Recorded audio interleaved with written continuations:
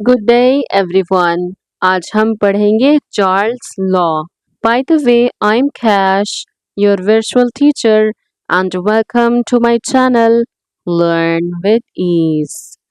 हम concept discuss करने के साथ साथ बुक से रीडिंग भी करते हैं। बुक से रीडिंग के दौरान लर्नर्स अपने पेंसिल और हाइलाइटर अपने पास रखना है ताकि हम शॉर्ट क्वेश्चंस को लिख सकें और इम्पोर्टेंट टेक्स्ट को हाईलाइट कर सकें। आज के लेसन में हम पढ़ेंगे चार्ल्स लॉ बेसिकली है क्या। Are you ready? So let's get started.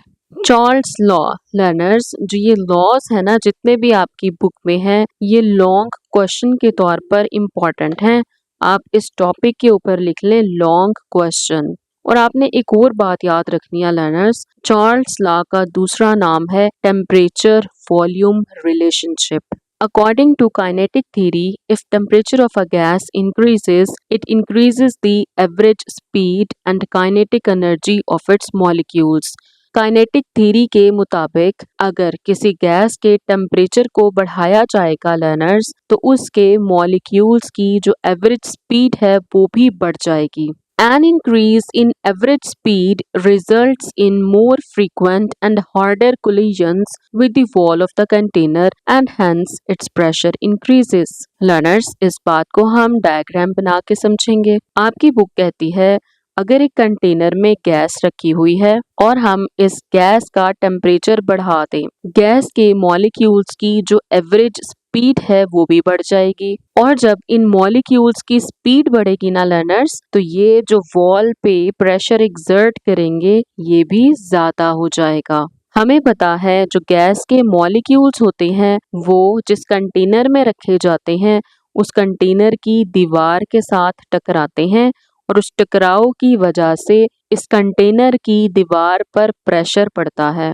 हम इस चैप्टर के स्टार्ट से ये बात करते आ रही हैं। अच्छा लर्नर्स, बहुत सारे स्टूडेंट्स को कुछ वर्ड्स के मतलब नहीं पता होते। क्या आपको क्लेयंस का मतलब पता है? Very good. क्लेयंस का मतलब होता है टकराव, टकराना। If the pressure of the gas is kept constant, the increase in the temperature must increase the volume of the gas. आपकी बुक कहती है अगर हम प्रेशर को कांस्टेंट रखते हैं। कांस्टेंट का मतलब होता है लर्नर्स, जो प्रेशर है वो ना इंक्रीज होगा और ना डिक्रीज होगा। अगर प्रेशर एक्सपेरिमेंट के स्टार्ट पर 1 atm है तो एक्सपेरिमेंट के एंड पर भी 1 atm ही होना चाहिए। The increase in the temperature must increase the volume of the gas. Pressure को कांस्टेंट रखते हुए लर्नर्स, अगर हम टेम्परेचर को इंक्रीज करेंगे तो टेम्परेचर को इंक्रीज करने से वॉल्यूम भी इंक्रीज होना चाहिए। मस्ट इंक्रीज का मतलब होता है लर्नर्स, लाजमी तौर पर वॉल्यूम भी इंक्रीज होगा अगर हम टेम्परेचर को इंक्रीज करेंगे। This may be visualized easily if a gas is taken in a cylinder to which a piston is attached. अच्छा जी लर्नर्स, आपकी बुक ने एक फिगर दिखाया हुआ है 14.5। लर्नर्स, इस कंटेनर में एक गैस भरी हुई है और इस कंटेनर को मूवेबल पिस्टन की मदद से बंद किया गया है और इसके ऊपर एक इंस्ट्रूमेंट लगा दिया गया है जो प्रेशर को मेजर करेगा। लर्नर्स, अगर आपको ये वीडियो लेक्चर्स हेल्पफुल लगते हैं तो चैनल को सब्सक्राइब कर दीजिए और अपने फ्रेंड्स के साथ शेयर कीजिए। तो लर्नर्स, हम गैस के वॉल्यूम और टेम्परेचर में रिलेशन को इस एक्सपेरिमेंट की मदद से समझते हैं। एक कंटेनर में गैस रखी गई है और इसके लिड के तौर पर एक मूवेबल पिस्टन लगा दिया गया है। प्रेशर को हम कांस्टेंट रखेंगे और हम टेम्परेचर और वॉल्यूम को मेजर कर लेंगे। फर्स्ट करते हैं लर्नर्स, यहाँ पर टेम्परेचर है 25 डिग्री सेल्सियस और वॉल्यूम है 100 cm3। ये वॉल्यूम का यूनिट है। अब हम क्या करेंगे, when the gas is heated, the piston must move up to increase the volume if the pressure is to remain constant. अब हम क्या करेंगे लर्नर्स, हम इस कंटेनर के नीचे जिसमें गैस रखी हुई है आग जला देंगे। आग जलाने से टेम्परेचर इंक्रीज होगा। फर्स्ट कर लेते हैं, अब टेम्परेचर है 75 डिग्री सेल्सियस, सपोज कर रहे हैं, गॉट इट। और वॉल्यूम हो गया है 200 सेंटीमीटर क्यूब। प्रेशर सेम था, 1 atm ले लेते हैं इधर भी और इधर भी 1 atm। तो लर्नर्स, जब गैस को हीट किया जाएगा तो ये पिस्टन लाजमी तौर पर ऊपर की तरफ मूव करेगा। जब प्रेशर को हम कांस्टेंट रखेंगे तो ये पिस्टन लाजमी तौर पर ऊपर की तरफ मूव करना चाहिए। French scientist Jacques Alexander Charles summed up these observations in the form of a law which is called Charles Law।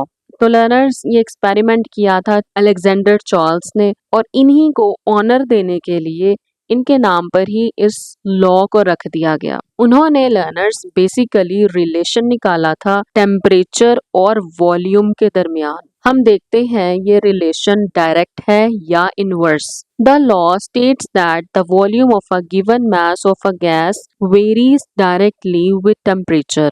Charles law ये बताता है लर्नर्स, किसी भी गैस का वॉल्यूम टेम्परेचर के साथ डायरेक्ट रिलेशन में तब्दील होगा जबकि हम प्रेशर को कांस्टेंट रखेंगे। The temperature must however be measured on absolute और केल्विन स्केल। एक उन्होंने कंडीशन रख दी है, जो टेम्परेचर है उसे हम केल्विन स्केल पर मेजर करेंगे। मैथमेटिकली लर्नर्स, हम चार्ल्स लॉ को कहते हैं V directly proportional to T, means temperature और वॉल्यूम में डायरेक्ट रिलेशन है। अगर हम लर्नर्स टेम्परेचर को बढ़ाएंगे तो डेफिनेटली वॉल्यूम भी इंक्रीज होगा। शर्त क्या है? प्रेशर कांस्टेंट होना चाहिए।